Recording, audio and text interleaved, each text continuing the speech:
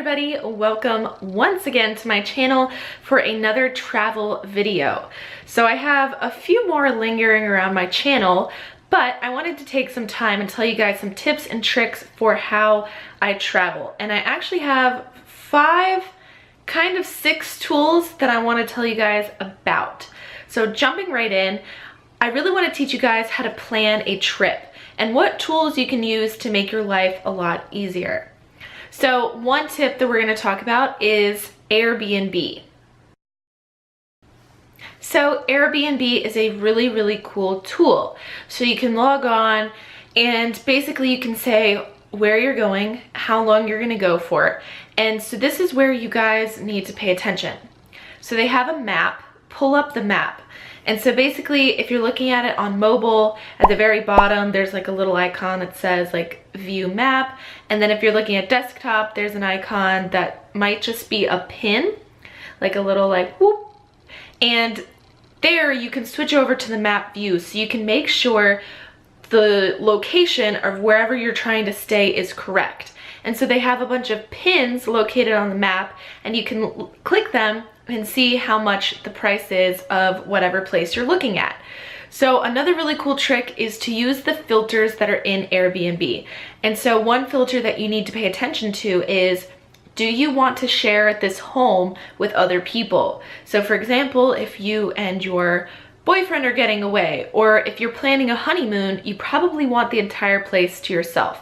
So they actually have a checkbox and you can check entire place. So that way, all the places that you see are only places that are offering for you to stay in the whole place. So from there, you can actually adjust the price and you can figure out what your price range is and you can, scoot it down to be lower. If you want a higher price range, do that. And that's Airbnb. So going along with that, if you're not really finding what you're looking for on Airbnb, you can go to Google Maps. Go to Google Maps and navigate to the area you're looking to travel. So for example, you want to go to the beach, but the Airbnb prices aren't great. Go to Google Maps and type in hotels in, and then put the name of the beach. So Google's actually become super innovative and will actually help you figure out pricing of hotels, if there's websites that have discounts, and basically it'll show you the map and then on the side is a list of all the hotels. When you click the hotel, you can look down and it'll have different pricings based on which website you use to book with. For example, Expedia.com usually has like 10% off. And that actually kind of segues into my next trick, which is if you have AAA, which is basically like if your car breaks down on the side of the road, AAA is a company that you can call and they'll come tow your car. And so it's like a program that you have to be involved in. Basically, my point is try to figure out if you're involved in any organizations that might give you discounts on hotels, rental cars, flights. So for example, AAA offers hotel discounts, rental car discounts, and it's usually at least like 10% and you can save a little bit of money that way. You might also have a job and your job might get you discounts. So make sure to know and look and see. If you are a senior, you might get senior discounts. So there's different things out there. Try to use it to your advantage. So moving on to actually looking for flights. I have two tools for booking flights. One is Hitlist.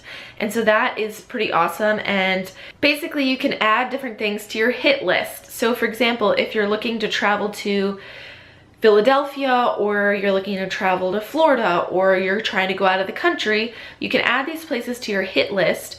And when the prices drop for certain times of the year, they'll send you an email. Really cool. And so it actually partners with different really inexpensive flight websites like Kiwi and Skyscanner. Skyscanner is one of my favorites. So let's say you want to go on vacation, you have a budget. You don't really care where you go, or you're kind of open to wherever.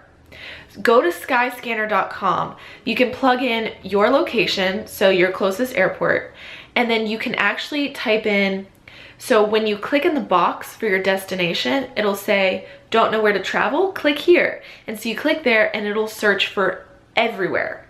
So also, if you're flexible with when you travel, you can choose, like, it could be any time, and you can search any flights out of your local airport, anywhere, anytime. But if you need to be more specific and you have to narrow it down to a month, you can actually check for an entire month and see when the cheapest flights are for that month. With Skyscanner, everything is based on each flight. So you'll see a price and it'll say like, oh, $50. Well, make sure you understand that that's only for one way, and that, you know, you have to choose the price for getting back too. Another really awesome tip for traveling that makes my life a lot easier is TSA pre-check. And so if you're not really familiar with flying, you might not know what this is. But basically you have a regular TSA line, so a regular security line. You wait in line, you have to go through the scanner, you have to like take off your shoes and your jacket and this, that, and the third. Well, if you get TSA pre-check, it means that the government's basically done a background check on you. They take your fingerprints. It really doesn't take that long. Like my appointment to become like TSA approved, pre-check approved, was like 15 minutes, if that.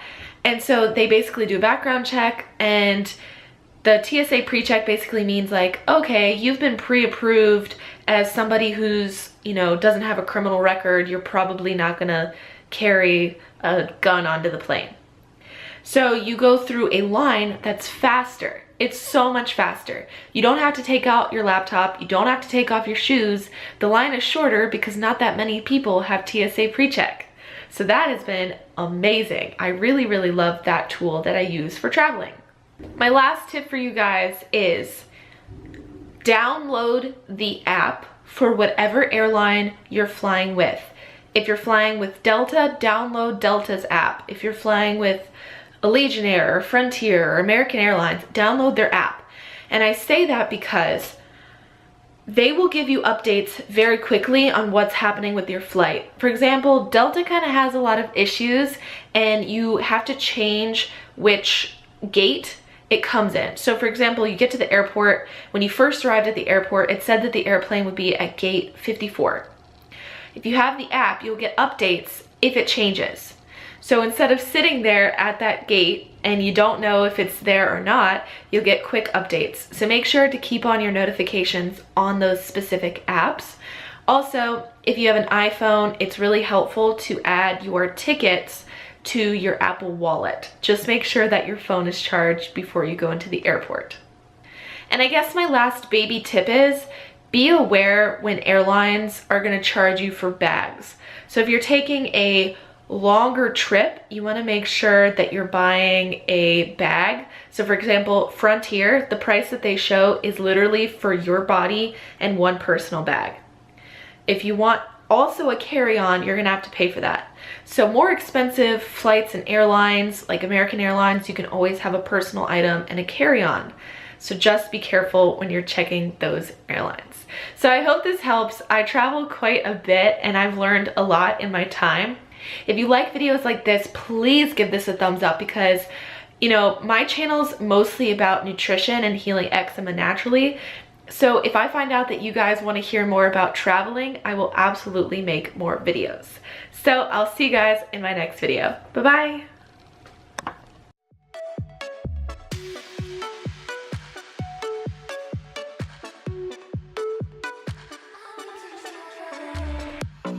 Crashing waves, I wanna see them at first light.